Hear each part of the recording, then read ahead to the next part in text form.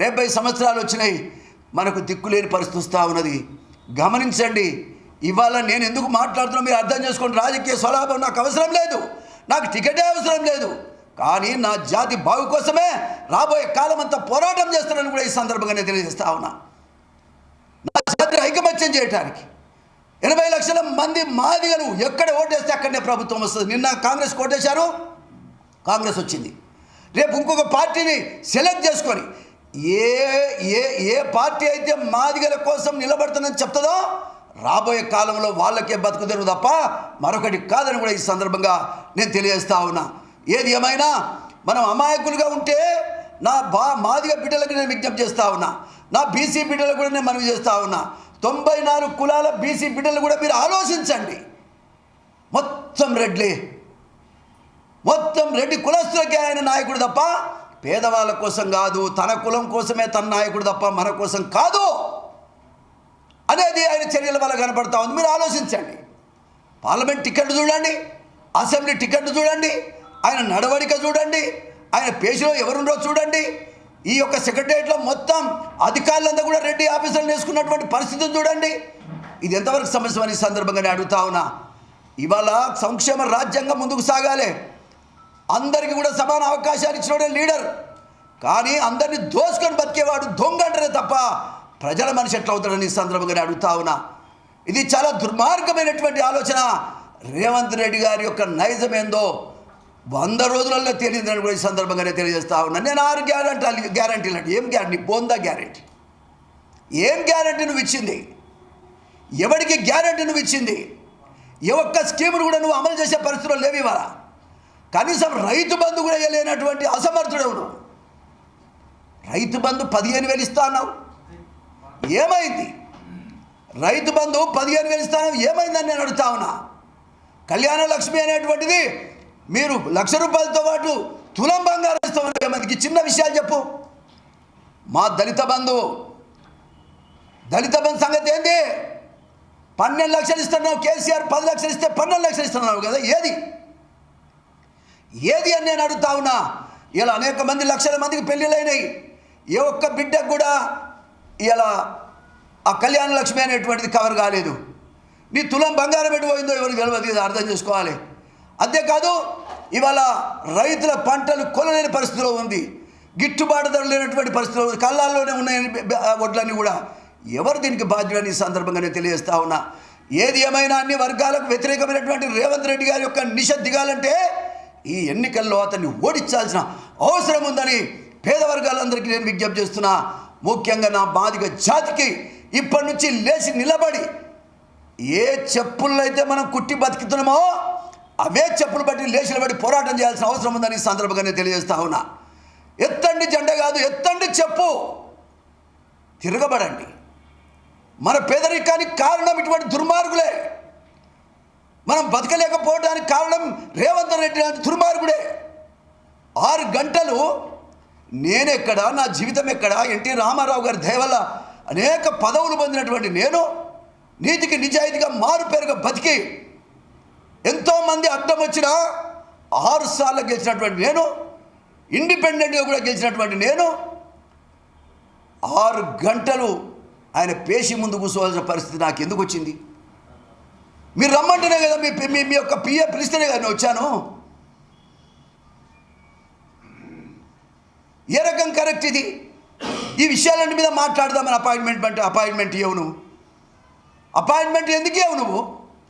ఒక ex minister గారిని అడుగుతున్నానా, మాదిగ బిడ్డల కోసం నాకొద్దు, మా జాతిలో ఎవరికన్నా ఇయ్యని మాదిగ వాడికి అని కూడా చెప్పినా. నేను ఎన్నికలు డిక్లేర్ అయినప్పుడు నేను చెప్తున్నా, పత్రికాముఖంగానే కూడా చెప్పినా.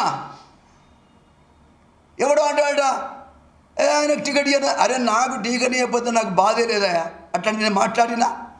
నాకు అసెంబ్లీ టికెట్ ఇవ్వలేదు మాట్లాడినా, పార్లమెంట్ టికెట్ మాట్లాడినా. నా జాతి మొత్తానికి టికెట్ ఇవ్వలేదు కాబట్టి అడ్డం తిరుగుతుంది. ఇవాళ మా జాతికి అవమానం కదా. అడిగేవాడే లేడంటే మేము సచ్చినట్ట.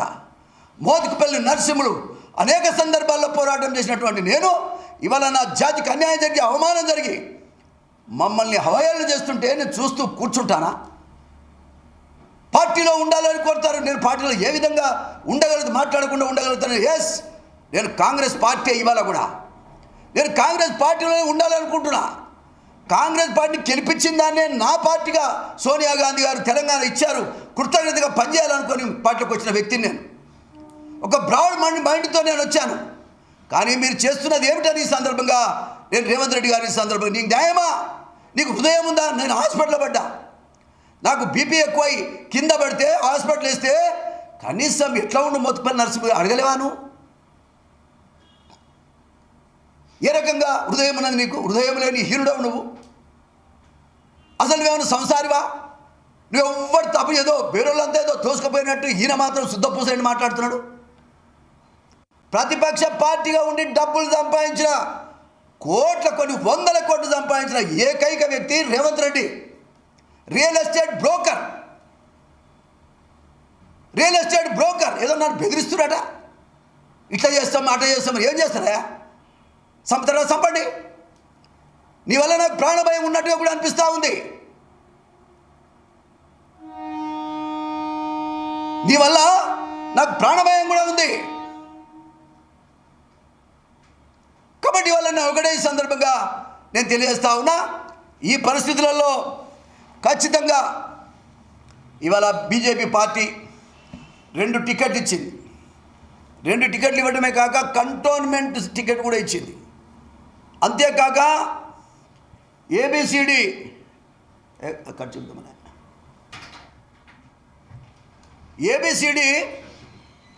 విషయంలో కూడా ప్రధానమంత్రి గారు స్వయంగా మరి ఇవాళ ఏబిసిడికి కట్టుబడి ఉన్నామని చెప్తున్నారు. ప్రధానమంత్రి గారు స్వయంగా ఏబిసిడికి కట్టుబడి ఉన్నామని మా కృష్ణమాదిగా పెట్టినటువంటి మాదిగల మీటింగ్కి ఒక ప్రధానమంత్రి వచ్చిండు. మేము గర్విస్తున్నాం.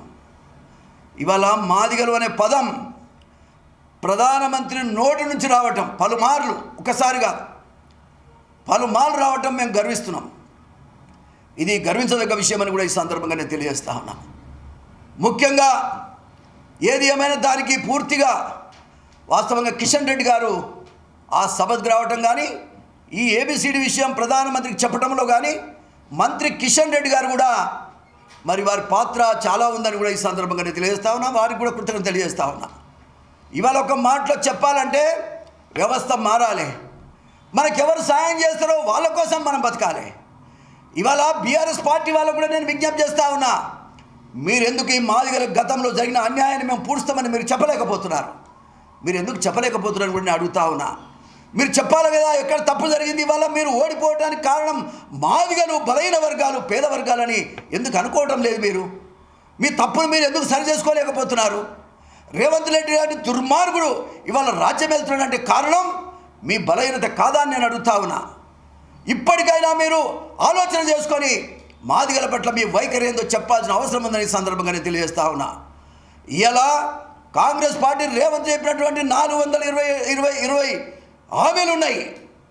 ఇవన్నీ కూడా అమలయ్యేదాకా పోరాటం చేయాల్సిన అవసరం ఉంది. ముఖ్యంగా నా దళిత బంధు కోసం నేను నిరంతరం పోరాటం చేస్తా. కేసీఆర్ గారు సుమారుగా ఒక 30 కోట్ల రూపాయలు 30,000 కోట్ల రూపాయలు ఖర్చు పెట్టిండు దళిత బంధు కింద. ఏ మాట కామాటే. అది తీసుకున్న వాడల్లో ఇలా సంతోషంగా ఉన్నారు. జీవితంలో ఒక మచ్చ, వీళ్ళు అంటరాని వాళ్ళు, డబ్బు లేని వాళ్ళు, వీళ్ళు అడుక్క తినటోళ్ళు అనేటువంటిది లేకుండా చేసే ప్రయత్నం ఆ స్కీమ్ యొక్క ఉద్దేశం. చాలా మంచి స్కీమ్. కానీ దాన్ని రూపకల్పన చేసింది బాగానే ఉన్నా అమలు లోపాలు జరిగినాయి. కాబట్టి నేనేమంటున్నానంటే మా మాదిగలకి ఎవరు ముందుకొచ్చి ఇకనైనా గతం ఏమన్నా జరిగిందో జరిగింది, ఇకనైనా ఈ మాదిగల పక్షాన ఉంటామని చెప్పగలిగే పార్టీ ఏదో రాబోయే కాలం రేపు అసెంబ్లీ ఎన్నికల నాటికి మేము వాళ్ళకే సపోర్ట్ చేస్తాం.